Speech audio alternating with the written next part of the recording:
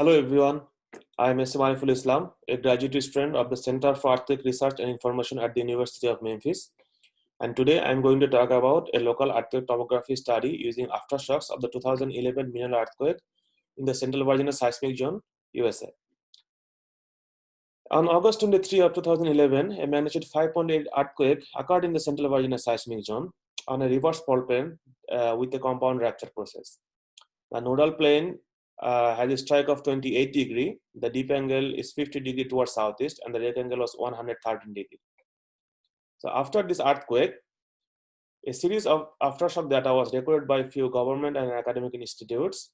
And me, along with my advisor, Christian Powell, we used that aftershock data and did a tomography study to see the velocity structures near the 2011 mineral earthquake.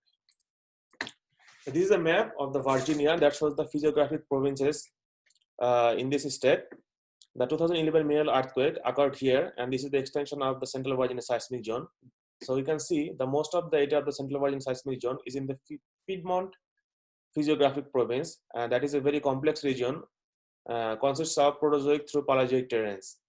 If we see the area near the epicenter of the main shock, we will see the main shock and many aftershocks are located in this in a terrain that called the Chauffeumjic terrain. It consists of interlayered volcanic and sedimentary rock that went through a degree of metamorphism.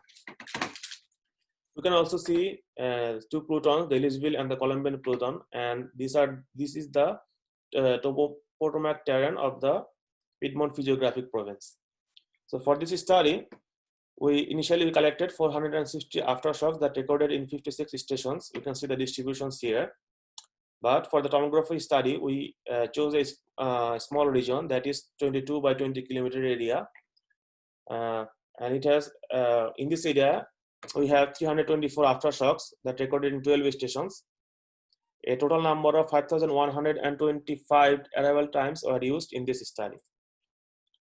So as we said, a local earthquake tomography inversion technique was used for this study. So using this technique, we got the 3D, VP, and VS models along with the hypocenter relocations. So at the starting, we use a 1D velocity model that is half space, where VP equals 5.96 and VS equals 3.53. The total inversion volume is 22 by 20 by 16 kilometer, and we parameterized this volume with 1 by 1 by 1 kilometer cells. Now we will see the resolution test. So this is the restoration resolution test. So this is the original structure, and this is the restored structure. So the original structure were found from the real data inversion. Then for the restoration, we took this real data inversion as a synthetic model. Then a synthetic travel times are calculated. Then few noises are added. Then using the same parameters that we used for the original inversion, that we used for this restoration process. So then we got the restoration structures from the inversion using the same parameters that used for the original structure. So you can see a lower amplitude, but the structure are almost same. The restoration resolution test is a truer test that is better than the checkerboard testing. So these are few results from our inversion. This is the VP solution, the VS solution, and the VP versus VS solution. The VP versus VS solutions comes from the direct division of these two solutions, VP and VS. You can see there are 4 solutions for each. So it has 1 kilometer increment. It started with 1 to 2 kilometer and end up at 4 to 5 kilometer. We identified 3 anomalies in our study area, but in this presentation, we are only going to talk about the anomaly A1, that is the major anomaly in this study area, and that is bounded by these 2 black lines. So anomaly A1 has a low or negative VP, positive VS, and very low VP-VS ratio. You can see here 3 cross sections that in the VP and VS solutions. The position or the location of these cross sections are shown in this map view. You can see the first one goes through anomaly A1. The second and the third, the northeastern 1 and northeastern 2, goes through like that. So from these cross sections, we can see the anomaly A1 is shallower at the northeastern side, and it is dipping to the southeast. And most of these aftershocks are either in anomaly A1 or at the boundary of anomaly A1 and the other rocks of the crust. So this is the result from the hypocenter relocations. We can see the main difference between the relocated and the original locations are not that different. In X and Y directions, the difference is around 10 meter, and in Z direction, the difference is around 250 meter. The black dots represent the original location, and the white dots shows the relocated locations. So using our, so we interpreted our results. Here is a gravity model by Shah they worked in 2015. So this shows the Bouquet gravity anomaly map.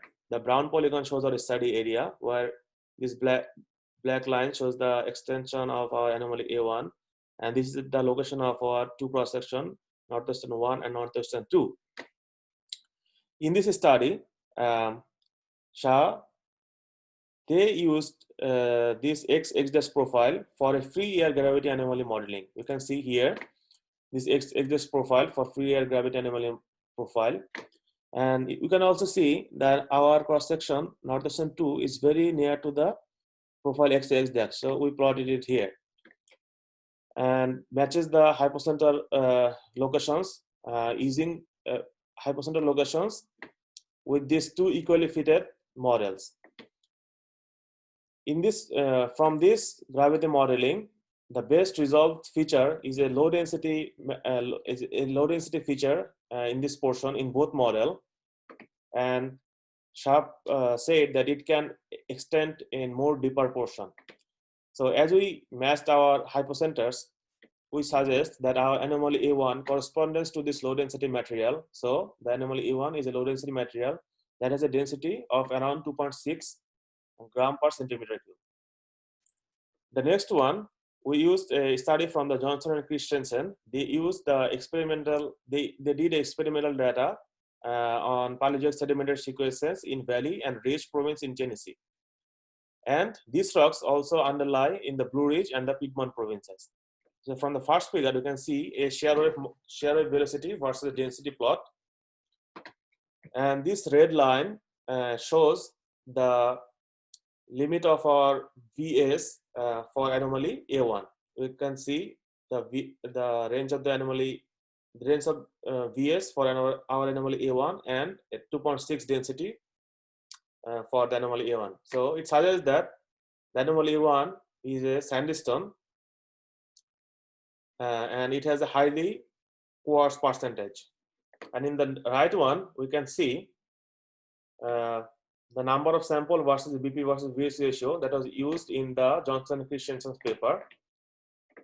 The BP versus VS for our anomaly A1 is 1.54 to 1.62, and we can see in Johnson Christensen's study, this range of BP VS also corresponds to the sandstone. So we suggest that our anomaly A1 from both Shah and the Johnson and Christensen study it suggests that it's a sandstone. So from interpretation, we can say the anomaly A1 is a low density, low magnetic material.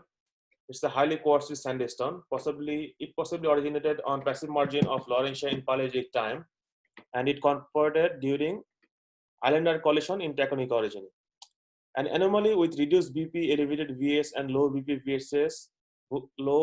versus VS, like anomaly A1, is also observed in the New Monday seismic zone that is attributed to the presence of the quartz-rich rocks. So from this thing, we can conclude that most of the aftershocks are located between 2 to 5 kilometer depth, either in the northeastern trending, southeast dipping region, anomaly A1, or just below it. Anomaly A1 is a low density, low magnetic quartz sandstone body. It possibly originated on the passive margin of Laurentia in Paleozoic time and later incorporated into the Chopomgic formation during Islander collision in the tectonic origin. And finally, the presence of the abundant quartz may be an important factor in the occurrence of interplate seismic zones. A similar reduced BP, elevated VS, and low BP VS Like an anomaly E1 is also observed in the New Madrid seismic zone that is attributed to the presence of the quartz rocks. Thank you.